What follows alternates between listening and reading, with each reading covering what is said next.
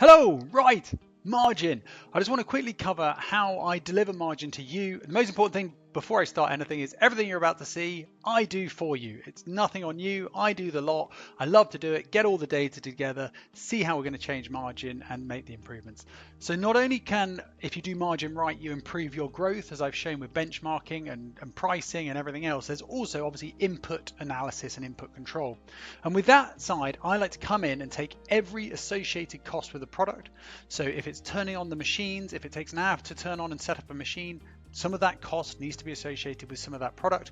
We sort of work out every one of those. So you can see every product and their donut, where you can then work out which are inputs that people pay for and which are people ones they don't pay for. In which case, is that something we need to change or is it not? So here you can see 2% of the cost of this product is the warehouse team putting the product on the shelves. So you see that at product level, but also at sub-product level when you make your pre-products. A really good example of this is I used to run a bakery chain and we did sandwiches.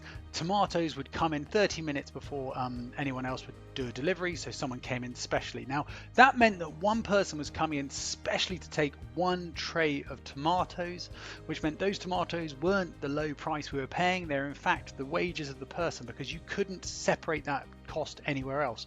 Doubled the cost of the tomatoes, and suddenly we realized every sandwich was 10% of the cost of any sandwich with tomatoes in it we could then change. So it's those little things that we try to get into, and very quickly it will highlight changes. But if you've got your data in a really cool way, so every input associated, what I love, and this is cool, you take that with your sales data, smush it together, and you can make a list of all of the acts in the business. Let's take away ingredients packaging for now.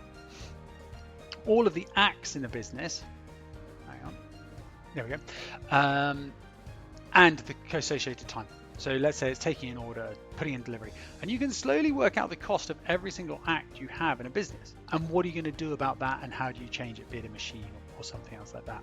So it's really interesting. Otherwise it might be which ingredients you've got to look at, or which other packaging. So it's a really great way of being able to analyze. I absolutely love it, but you take this as the inputs, which makes we make improvements that end, and then you also take all that data to look at the sales data to grow the business, and that makes it grow that end, and that's how the margin starts to expand. Thank you so much for watching. I hope it's of use. Please drop me a line if you want to find out more, but otherwise, have an amazing day.